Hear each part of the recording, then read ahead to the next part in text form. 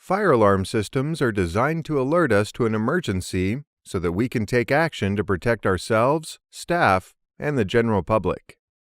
Fire alarms are found in offices, factories, and public buildings. They are a part of our everyday routine, but are often overlooked until there's an emergency, at which point they might just save our lives. Whatever the method of detection is, if the alarm is triggered, sounders will operate to warn people in the building that there may be a fire and to evacuate. The fire alarm system may also incorporate a remote signal system, which could then alert the fire brigade via a central station. In this video, we will have a look at the structure and types of the fire alarm systems. The brain of the system is the fire alarm control panel. It is the central hub for all of the detector signals to be wired to, and provides a status indication to the users. The unit can also be set up to simulate an alarm for use in routine fire and evacuation drills, so all staff knows what action to take in the event of a real fire. At the core of a fire alarm system are the detection devices, from sophisticated intelligent smoke detectors to simple manually operated break glass units. There are a wide array of different types, but we can divide them into groups, including heat detectors, smoke detectors, carbon monoxide detectors, multi-sensor detectors, and manual call points. A heat detector can either work on a fixed temperature basis, where it will trigger an alarm if the temperature exceeds a preset value, or they can work on the rate of change in temperature. Commonly, heat detectors work in a similar way to an electrical fuse. The detectors contain a eutectic alloy, which is heat sensitive. When a certain temperature is reached, the alloy turns from a solid to a liquid, which in turn triggers the alarm. There are three basic types of smoke detectors, including ionization, light obscuring, and light scattering. An ionization smoke detector generally contains two chambers. The first is used as a reference to compensate for changes in ambient temperature, humidity, or pressure. The second chamber contains a radioactive source, usually alpha particle, which ionizes the air passing through the chamber where current flows between two electrodes. When smoke enters the chamber, the current flow decreases. The drop in current flow is used to initiate an alarm.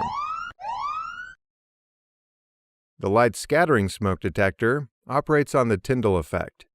A photocell and light source are separated from each other by a darkened chamber, such that the light source does not fall on the photocell. The passage of smoke into the chamber causes the light from the source to be scattered and fall on the photocell. The photocell output is being used to initiate an alarm. In the light obscuring smoke detector, smoke interferes with a light beam between a light source and photocell. The photocell measures the amount of light it receives. The variation in photocell output is being used to initiate an alarm. This type of detection can be used to protect large areas, with a light source and photocell positioned some distance apart. Carbon monoxide detectors are also known as CO fire detectors, and are electronic detectors used to indicate the outbreak of fire by sensing the level of carbon monoxide in the air. Carbon monoxide is a poisonous gas produced by combustion. In this instance, these detectors are not the same as carbon monoxide detectors used in the home for protecting residents against carbon monoxide produced by incomplete combustion in appliances such as gas fires or boilers. Carbon monoxide fire detectors use the same type of sensor as those in the home, but are more sensitive and respond more quickly.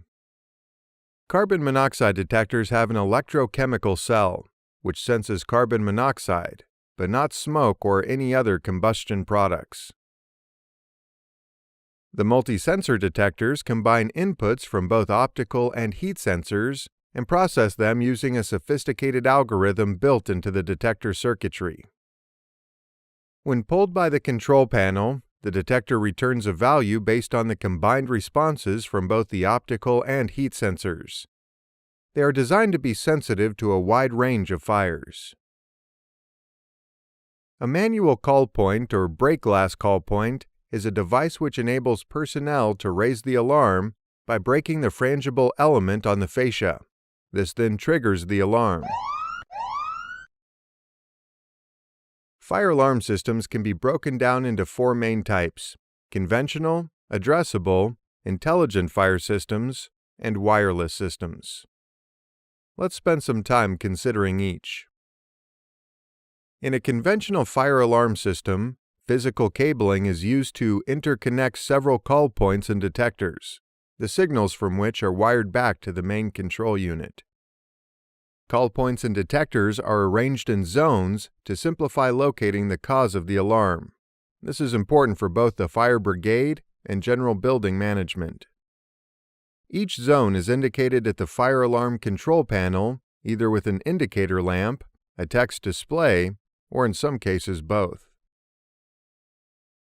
It makes sense that the more we can divide a building into zones, the more accurate locating the alarm trigger will be.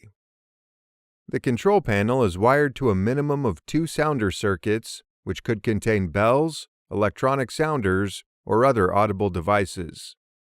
It is these devices which sound the alarm when triggered. The detection principle of an addressable system is the same as a conventional system, except that each detector is given a set address, usually by means of a dip switch. And the control panel can then determine exactly which detector or call point has initiated the alarm. The detection circuit is wired as a loop, and up to 99 devices may be connected to each loop.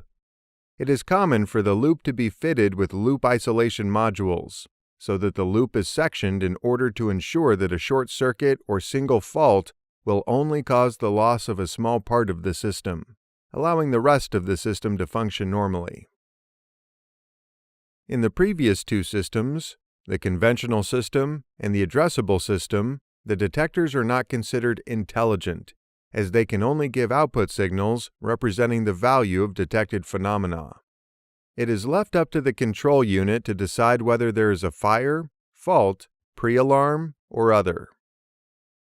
However, in our next type of system, which is an intelligent fire alarm system, each detector effectively incorporates its own computer, which evaluates the environment around it and communicates to the control panel whether there is a fire, fault, or the detector head needs cleaning.